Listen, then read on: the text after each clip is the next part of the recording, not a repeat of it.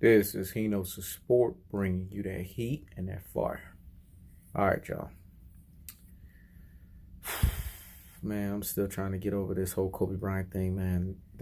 Last night was the first night that I didn't sleep, man. This thing's still stinging. But in Black Mamba fashion, I know, you know what I'm saying? It'd be like, man, just keep pushing. You know what I'm saying? Just never let up. So I'm going to never let up in this situation. So hear me and hear me well. Listen, this is the mindset that I'm on. And I've been on this mindset ushering out of 2019 going into 2020. But I'm super on it for 2020.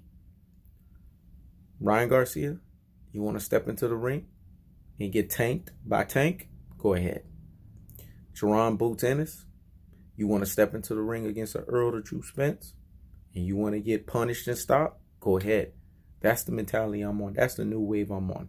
If these guys think they're ready, let them get in there. Because they calling out fighters that are trees that they shouldn't be barking at. But I'm not even going to talk about that. We're not going to be talking about you too green. We're not going to be talking about you wet behind the ears. We're not going to talk about you're not ready. You're too inexperienced. What we're going to talk about is you want a certified and qualified ass whooping step into the ring with Tank, a la Ryan Garcia. You want a certified and qualified punishment and stoppage, a la Jaron Boots Ennis, step into the ring with Earl the True Spence. That's what I'm on right now.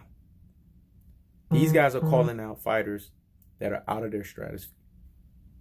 Let me say it again. They're calling out fighters that are out of their stratosphere. They lack the experience. They lack the ingenuity. They lack the wherewithal, meaning the know-how of how to perform under the bright lights. But they want to fight. You got Jaron Boots Ennis going into a beauty shop, painting his hair purple, like he's part of Purple Rain, and then he wants to come into a fight. Yeah, you ready. You ready. Yeah, call out Earl the True Spence. I want to see the fight. Matter of fact, I want to see it tomorrow. Ryan Garcia, Instagram model, sitting there showing you guys exploits of him throwing millions and millions of punches, you know what I'm saying, in an infinity amount of speed. Yeah, you ready for Tank. Step in there. That's it. I'm done. That's all I got to say with that. Y'all think y'all ready, Ryan Garcia? Step in there and watch when Tank tanks you. I don't want to hear it. I don't want to hear the excuse. Oh, I was too young. I was a young pup. I was wet behind the ears. This was a good experience. I don't want to hear it.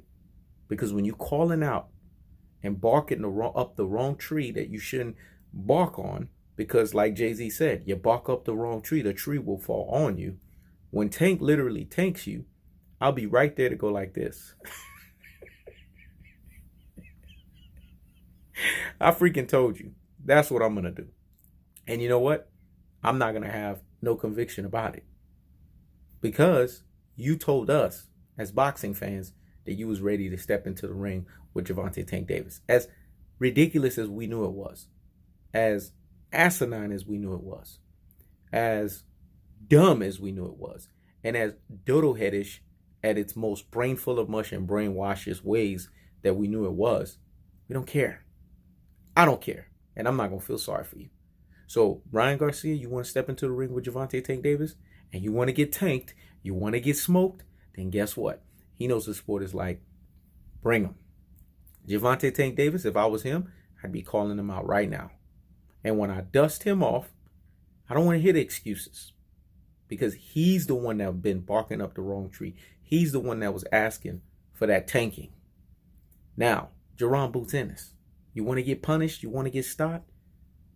Go ahead, man. I don't got time for these young people. Because clearly, they're feeling themselves to a level to where they think they've arrived. Even though they haven't done nothing. Even though their resume doesn't denote that. Even though they haven't shown you step-up fights after step-up fights. Elite competition after elite competition. They haven't shown you none of this. They've been fighting nothing but low-level competition or bums. Or people that really are not pushing them and testing them.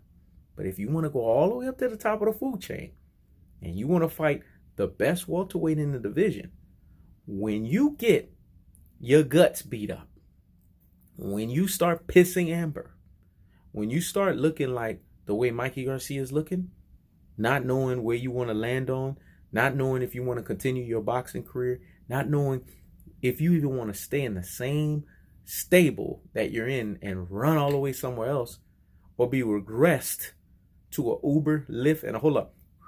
Hey, taxi. In this case, Philadelphia cab driver fighter. Then go be it. Then so be it. It is what it is, man. I don't got time for this nonsense. These young pups want to come up and try to think they can, in their Chihuahua voice, do this and bark, then so damn be it.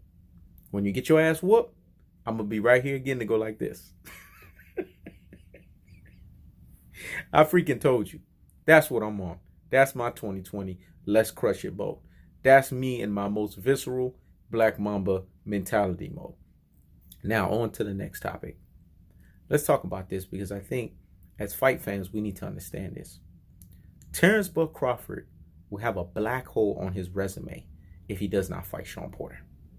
Now, we know Shawn Porter's into this silly cockamamie of him being, a gatekeeper status, him being constipated again. You know what I'm saying? This was a guy that I was starting to respect, but he's lost all my respect because clearly he's bittered and clearly he's hot and bothered like grits about the fact that Errol the True Spence outbrawled the brawler 9-3, at worst 8-4. So he's still running his mouth. Clearly he's going through some episode or some epidemic or some issue that he needs to go see somebody for it.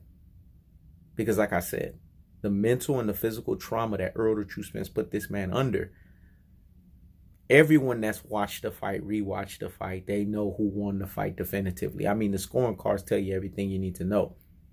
116, 111, 115, 112. How the hell is that 7-5 rounds? How the heck is that a draw? 116 to 111. How the heck is that a 7-5 or a draw? Think about that for a second.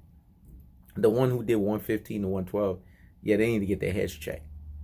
Clearly, Shawn Porter got dismantled. Clearly, Shawn Porter got done up. And what's happening is, what we're seeing is a constipated, bitter fighter that's showcasing his emotions because of the fact that reality didn't sink in. Maybe it's because Errol the True Spence beat his guts up so much, or maybe it's the fact that he's still having mental and physical trauma of being bloated with the flare-ups up here from the punishment that he received from the man. I told you, the guy gave him the first full reprieve knockdown. This wasn't a flash knockdown. When you get knocked down like that, you definitively lost the fight. What Shawn Porter needs to do in his current state, because his current state has been exposed by Errol the True Spence as a ultimate gatekeeper. He is the underlying missing link, the key to welterweight supremacy.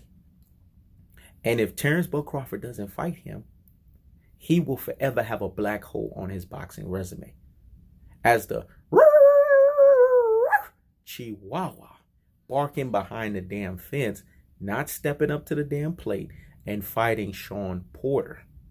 Because that was the litmus test for us to know if he was deserving of a super fight of the ages against Errol the True Spence.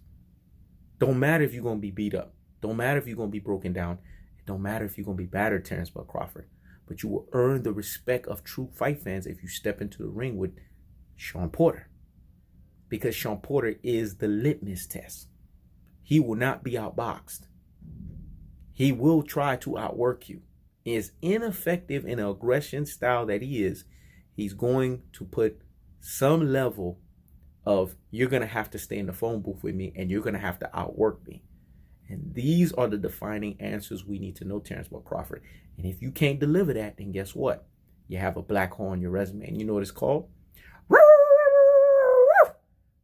barking like a chihuahua behind the damn fence, blatantly and clearly ducking Shawn Porter. It's really that simple. Because I keeps the foot on the what? On the necks. I keeps the foot on the what? On the necks. This is Hino's Sport. Checking out.